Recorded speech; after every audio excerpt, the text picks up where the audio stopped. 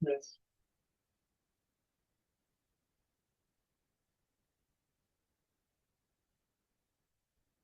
them, and they will conquer the beast by laying down their lives just like the lamb, and this will move the nations to repentance. In the remainder of the book, John will fill out his portrayal of this beast and his war on God's people and how the whole story ends. After the seven trumpets, John stops the drumbeat of sevens with a series of visions that he calls signs.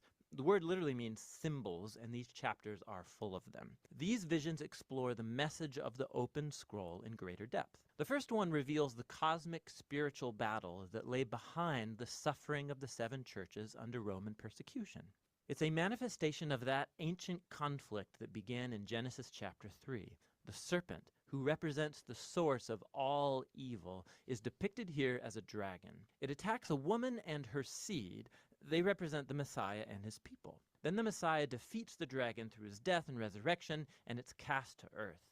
There the dragon inspires hatred and persecution of the Messiah's people. But they will conquer the dragon by resisting his influence, even if it kills them. John's trying to show the churches that neither Rome nor any other nation or human is the real enemy. There are dark spiritual powers at work, and Jesus' followers will announce Jesus' victory by remaining faithful and loving their enemies just like the slain lamb. John's next vision retells the story of the same conflict, but this time in the earthly symbolism of Daniel's animal visions. John sees two beasts empowered by the dragon. One of them represents national military power that conquers through violence. The other beast symbolizes the economic propaganda machine that exalts this power as divine. And these beasts demand full allegiance from the nations, and that's symbolized by taking the mark of the beast and his number, 666, on the forehead or hand. Now, this is an infamous image, and you won't discover its meaning by reading news headlines. John's making a clear Hebrew Old Testament reference here.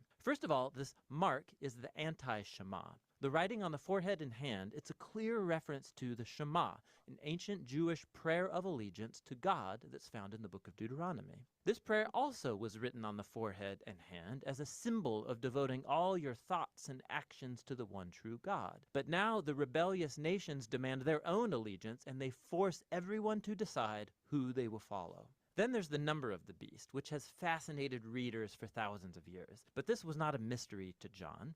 He spoke Hebrew and Greek, and Hebrew letters were also numbers. If you spell the Greek words Nero Caesar and the word beast in Hebrew, each one amounts to 666. Now, John isn't saying that Nero was the only fulfillment of this vision. Nero's just a recent example of the ancient pattern set out by Daniel, that the nations become beasts when they exalt their own power and economic security as a false god and then demand total allegiance. So Babylon was the beast in Daniel's day, but that was followed by Persia, followed by Greece, and now Rome in John's day, and so it goes for any later nation that acts in the same way. Standing opposed to the beastly nations and the dragon is another king. It's the slain lamb. He's with his army, who have given their lives to follow him. And from the New Jerusalem, their song of victory